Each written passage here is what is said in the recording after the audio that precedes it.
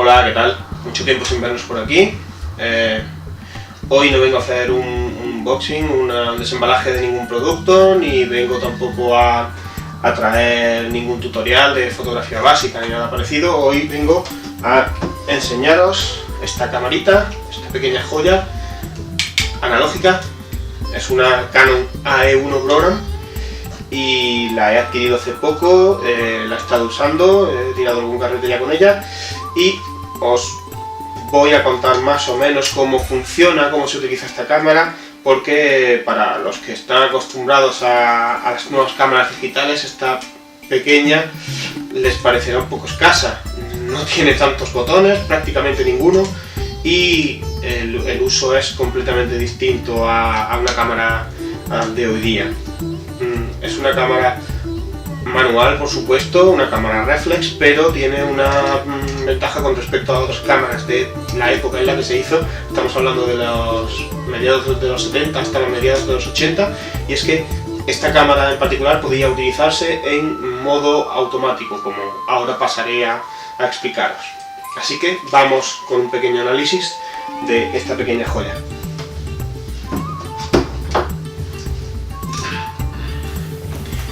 Bien, aquí tenemos esta cámara, como ya os decía, una cámara analógica y además manual con un truco, y es que puede ser una cámara también automática, porque posee unas características muy particulares que la hicieron además prácticamente única en su tiempo. Empezando por el objetivo, como muchos de vosotros sabréis, es manual, aunque el interior tiene la pantalla de enfoque en la que hay un circulito dividido, y hasta que la imagen no se queda bien en el círculo no está bien enfocada la imagen. Esto es la ruleta de la velocidad, ¿vale? Que va desde un milavo de segundo, hasta modo bulb, pasando por el máximo que serían 2 segundos de exposición. Después, pues como ya decimos, modo bulb, que para quien no lo sepa es que tú presionas el obturador y hasta que no sueltas el botón no vuelve a cerrarse el obturador. Aquí iría colocado el disparador a distancia, que no es como los de ahora, no es un mando ni nada parecido, ni es un cable real, es un cable mecánico que se rosca aquí, se presiona y hace la foto. Por otro lado tenemos el encendido, porque esta cámara lleva encendido y además va con pila. Esto es el encendido. Este lleva una pequeña L aquí, no sé si se verá bien, pero lleva una pequeña L que sería el bloqueo, lock, una A que es modo de funcionamiento de la cámara, es decir, así es como conseguiríamos que la cámara funcionase, disparase. Si lo tenemos bloqueado, la cámara no dispara, ¿vale? Y esto que es un modo de temporizador. La dejamos y al cabo de unos segundos la cámara dispara.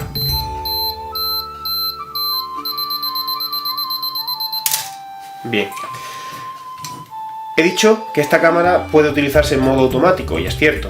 Esta cámara tiene la novedad en la época en la que estamos hablando, que podría dispararse en, por ejemplo, modo prioridad a la apertura, utilizando el program, que significa que la velocidad de exposición la haría la cámara sola. No necesitaría que tú fijases una velocidad de obturación. De hecho, si nos fijamos, no es precisamente cómodo, estando aquí, modificar la velocidad. O sea, es una cámara que está muy preparada para utilizarse así. También tenemos la posibilidad de, vemos esta A, usamos este botoncito, giramos hasta la A, y así la cámara sería la que elegiría la apertura necesaria, por lo cual sería prioridad a la apertura. Como vemos, si utilizamos modo program y el diafragma en apertura, con lo que conseguimos es que la cámara sea totalmente automática, ya que la ISO es una cosa que en estas cámaras no había modificación posible. Estamos hablando de una cámara analógica que funciona con carretes, con lo cual la ISO viene determinada por el carrete de fotos. En este caso es un Kodak Gold Plus, si no me equivoco, Kodak Color Plus, perdón, y funcionaba a 200 ISO.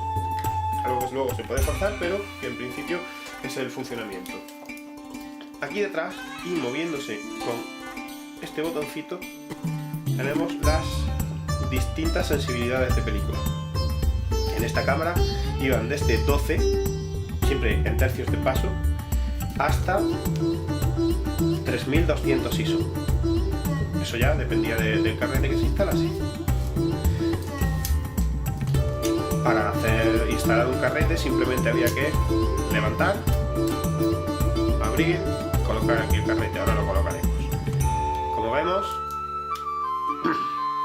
este es el obturador de cortinilla, y este es el funcionamiento. Debido a este obturador de cortinilla, la velocidad de obturación era como máximo de 1/1000 amp. Bien, tenemos algún botón más en esta cámara. Aquí tenemos esto es la previsualización de la profundidad de campo. Cerraría el diafragma, ¿vale? Podemos verlo más o menos así. Y cierra el diafragma en caso de... ¿Vale? También tenemos aquí dos botones, que uno de ellos, sirve para bloquear la exposición cuando estamos utilizando modo automático, o cuando una de las dos partes es automática, o el diafragma o la exposición, el tiempo de obturación. Y el otro, que es para previsualizar los parámetros necesarios, la exposición necesaria. Esto, por supuesto, también se puede previsualizar pulsando hasta la mitad el botón de disparo, pero para asegurarte, por si no te atreves, vaya, que pulses y hagas una foto sin querer, pues puedes hacerlo así. Este botoncito de aquí sirve para comprobar si la pila está en buen estado o si hay que cambiarla. Una de las características principales de esta cámara, siendo mecánica, es que funciona con pila y sin pila no va. La pila va situada aquí. Quitamos esto, ¿vale? Abrimos aquí, encontramos la pequeña pila de 6 voltios, una 476A es el modelo de la pila. Pues bien, como decía, esta cámara curiosamente no funciona sin pila. Con lo cual siempre es bueno tener una pila al alcance de la mano para hacerla funcionar. Bien, no es demasiado complicado cambiar la pila, hombre, tiene la curiosidad de que como lleva la pequeña empuñadura, pues no es tan cómodo como la AE1 original, no la Program, sino la original, que no llevaba la empuñadura, simplemente se ponía ahí la pila y ya estaba. Con eso estaba solucionado. Otra cosa que tenemos es que para cargar la película tenemos que pulsar este botón, ¿vale? Y bueno, esto no es para cargarla, sino para descargarla, pulsando ese botón y colocando el rollo de película. El objetivo, para quitarlo y ponerlo, aunque las monturas de bayoneta no funciona como en las cámaras actuales, que llevan el botón aquí en el cuerpo de la cámara, sino que el botón estaba aquí situado en el objetivo. Se mueve así y se saca el objetivo. Curiosamente, esta que yo he adquirido venía con este objetivo 50 mm y con un 35 mm. El 50 mm es un 1.4, como se puede ver aquí, y este 35 mm es un 2.8. Y alguien dirá, ¡guau! Un 2.8 para un objetivo fijo, pero en la época era lo normal, no era frecuente un objetivo de 35 mm y una apertura de 1.4, por ejemplo, ni mucho menos. Ni siquiera sé si existe ese tipo de objetivo. Tiene zapata para flash, como vemos, o sea que no hay ningún problema por ahí. Y si queréis, vamos a proceder a cargar una película en la cámara. Lo primero, y sabiendo que mi película es de 200 ISO, es colocar la ruleta del ISO en 200 ISO, ¿vale? Y ahora abrimos y aquí tenemos, voy a sacar mi película, gente quizás no se acuerde, pero esto es un rollo de película. Como ya he dicho antes, es un rollo de película de color que se coloca de esta manera. Esto se coloca aquí y ahora, sencillo, lo llevamos hasta aquí y lo metemos por uno de estos pasos. Y lo único que tenemos que hacer ahora es avanzar la película. Avanzamos un par de veces y cerramos. Ya está enganchada la película y esperamos una más, cerramos aquí. La siguiente exposición ya es buena, esta ya nos vale, ¿de acuerdo? Así que de momento lo vamos a dejar. Como ya he dicho, el bloqueo se hace aquí y ya está. Tenemos cargada una película de 200 ISO en la cámara. Tenemos una cámara que puede funcionar tanto en modo manual como en modo automático, como ya os he comentado, y yo siempre lo utilizo en modo manual, por supuesto. Solamente decir que